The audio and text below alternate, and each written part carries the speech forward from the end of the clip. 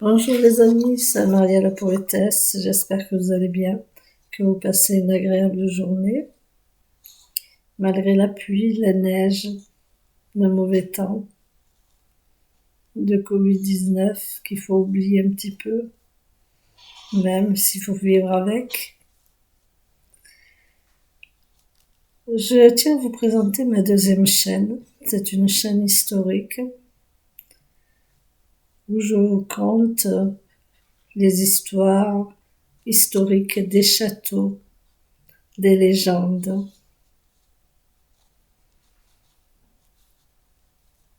J'espère qu'elle vous plaira. Là, je tiens aujourd'hui à vous faire la description des châteaux de la Loire. Oui, la Loire, c'est un pays paradisiaque. Ça fait rêver. C'est pour ça que je me suis installée.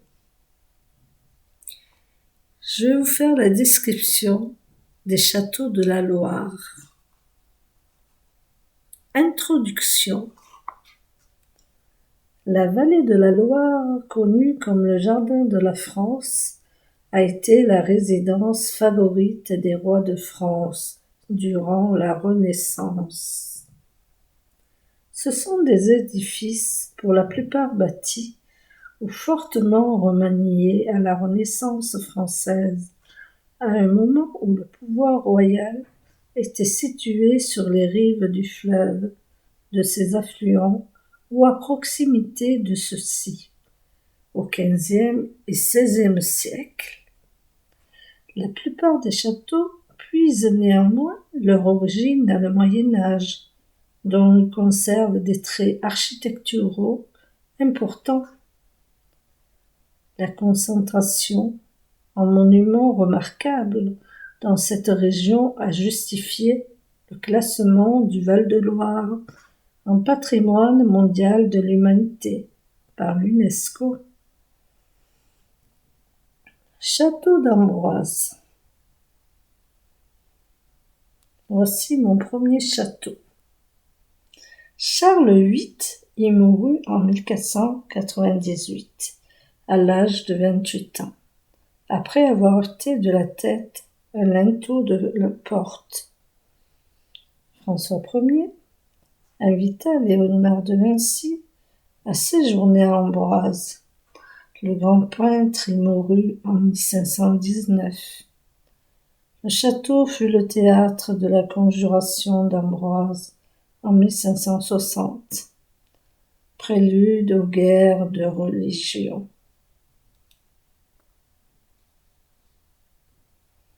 Maintenant, je vais vous parler, mes amis, du château d'Azeille-le-Rideau. Il fut bâti par le trésorier du roi François Ier, décrit par Balzac comme un diamant taillé à facettes serti par l'Indre. Azeille-le-Rideau est un des châteaux les plus célèbres de la Loire. Magnifique château.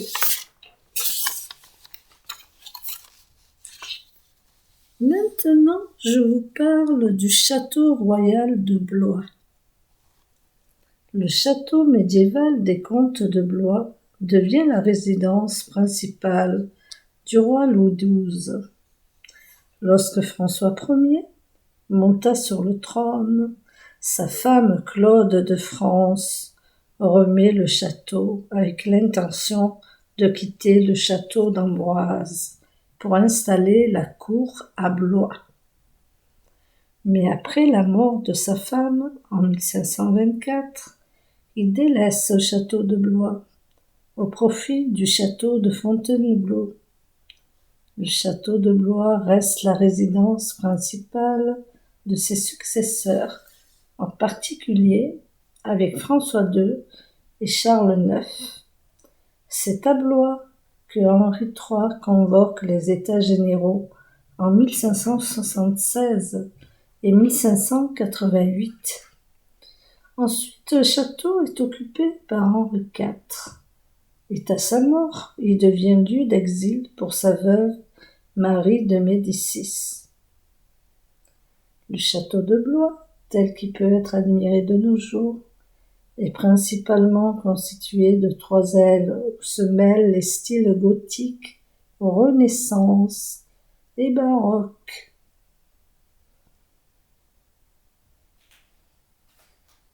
Maintenant, mes amis, je vous parle du château de Chambord. En 1619, le site de Chambord est choisi pour ouvrir le chantier d'une résidence de chasse sur l'emplacement d'un ancien château fort. Les rois de France délaissent le château après la mort de François Ier et il se dégrade peu à peu. Louis XIV fait à nouveau entreprendre des transformations en 1684. Molière y a donné sa première représentation du bourgeois gentilhomme en 1670. Napoléon Bonaparte donne le château au maréchal Berthier. Pendant la guerre franco-allemande de 1870, il sert comme hôpital de campagne.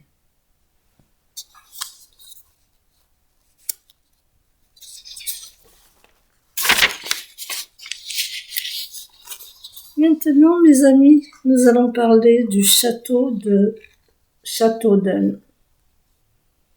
Le château comprend un donjon, 31 mètres de haut et 17 mètres de diamètre, une sainte chapelle, l'aile du Noix, l'aile Longueville, qui fait rêver ce château. Il serait bon à visiter, mes amis. Maintenant, je vous parle du château de Cheverny. Les terres du château furent achetées par Henri Hurol, trésorier militaire du roi Louis XI, dont le propriétaire actuel, le marquis de Vibraye, est le descendant. Après qu'il eut été récupéré par la couronne pour cause de fraude envers l'État, il fut donné par le roi Henri II à sa maîtresse Diane de Poitiers. Néanmoins, celui-ci lui préféra le château de Chenonceau et vendit la propriété au fils du premier propriétaire. Hergé, l'auteur de Tintin, s'est inspiré du château de Cheverny, qu'il a tronqué de ses 2 massifs externes pour créer le château des Moulinsart, résidence du capitaine Haddock.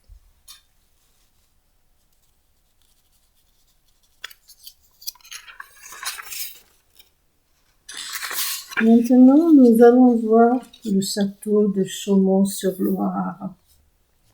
Au Xe siècle, c'est Eudes Ier, comte de Blois, qui fit construire une forteresse pour protéger la ville de Blois des attaques des comtes d'Anjou. Louis XI fit brûler et raser Chaumont en 1455 pour punir Pierre d'Ambroise de s'être révolté contre le pouvoir royal lors de la Ligue du bien public. Le château fut reconstruit dans un style déjà marqué par la Renaissance, tout en conservant la même allure générale fortifiée.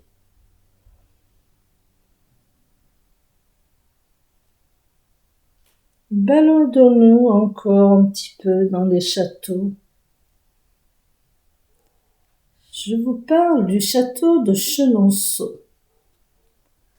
Le château fut bâti par le secrétaire général des Finances du roi François Ier. Un audit des finances mit en évidence des malversations, ce qui permit à François Ier d'imposer une forte amende à ses descendants et de récupérer le domaine et le château. En 1735, il serait offert par Henri II à sa célèbre favorite de Diane de Poitiers, duchesse de Valentinois, à la disparition de Henri II, mortellement blessé lors d'un tournoi en 1559 par le capitaine de sa garde écossaise, Gabriel Ier de Montgomery. Catherine de Médicis, devenue régente, contraignit Diane de Poitiers, sa rivale dans le cœur du roi, à restituer Chenonceau à la couronne. L'histoire du château est marquée par les femmes, qui en furent les propriétaires et les bâtisseuses. Une pièce est dédiée aux filles et belles-filles de Catherine de Médicis. La chambre des Saint-Reines, Marie Stuart, Marguerite de France, Louise de Lorraine, Élisabeth d'Autriche et Élisabeth de France. Il servit d'hôpital pendant la Première Guerre mondiale. Durant la Seconde Guerre mondiale, il se retrouve à cheval sur la ligne de démarcation, avec un côté en zone occupée et l'autre en zone libre. Magnifique château.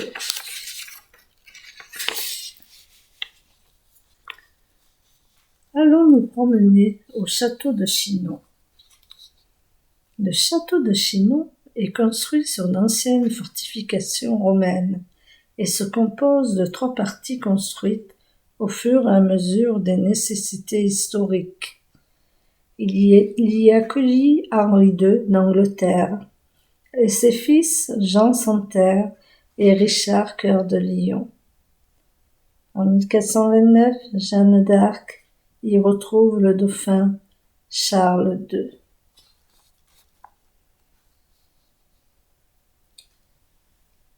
Allons promener en gambadant au château de Langeais. Forteresse médiévale édifiée à la fin du Xe siècle, le château est agrandi par Richard Cœur de Lion sous la domination de la dynastie anglaise des Plantagenets. Philippe Auguste le reconquiert en 1206, puis il est détruit par les Anglais lors de la guerre de Cent Ans. Il est actuellement considéré comme étant la plus ancienne forteresse en pierre construite sur le sol français. En 1465, Louis XI ordonne sa reconstruction, l'événement le plus marquant de la vie du château est le mariage de Charles VIII avec Anne de Bretagne. Que ça fait rêver!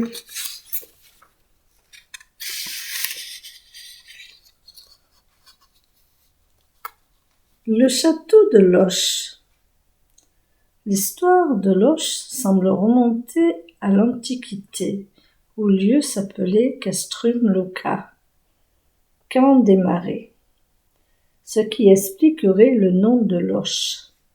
Elle est aujourd'hui très populaire chez les Britanniques, qui s'installent nombreux dans ce coin de Touraine, renouant par là avec leur ancêtre Plantagenet. Allons plus loin. Le château de Montsoreau, seul château de la Loire construit dans le lit du fleuve. Le château de Montsoreau a été édifié en 1450 par Jean II de Chambes, proche conseiller du roi Charles VII. Son histoire a été marquée par de nombreux personnages, tels que Marie Stuart, Anne de Bretagne, Claude de France ou François Ier. Par son architecture avant-gardiste, il y a de tout temps inspiré les artistes de Rodin à Turner, Flaubert et Alexandre Dumas.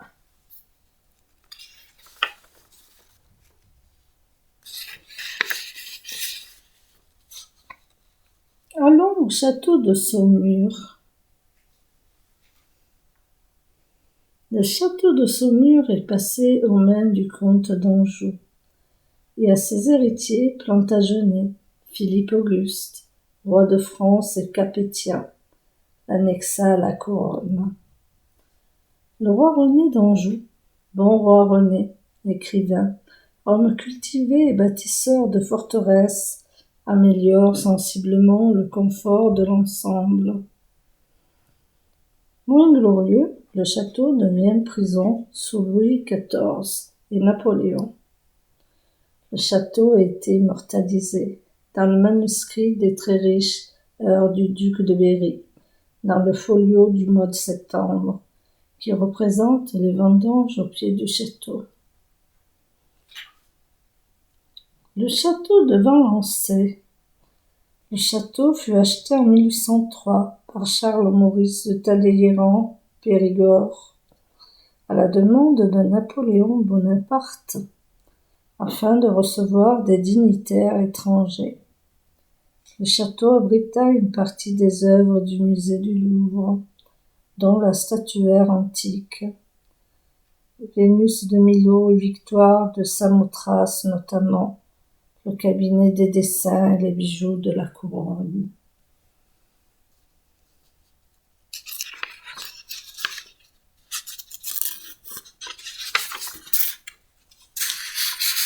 Maintenant, nous allons au château de Villandry, dernier des grands châteaux qui furent bâtis sur les bords de Loire à l'époque de la Renaissance.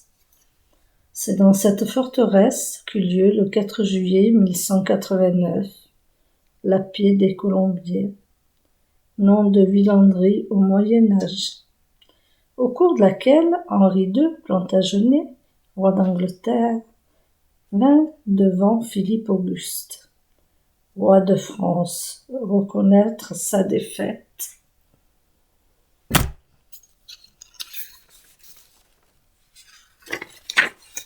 Voilà mes amis, c'est terminé pour aujourd'hui. Vous avez eu assez d'histoires de châteaux dans votre tête. Ça vous donnera envie de venir en vacances, de les visiter. Je vous souhaite de passer une agréable après-midi. Au revoir. À bientôt sur ma deuxième chaîne historique.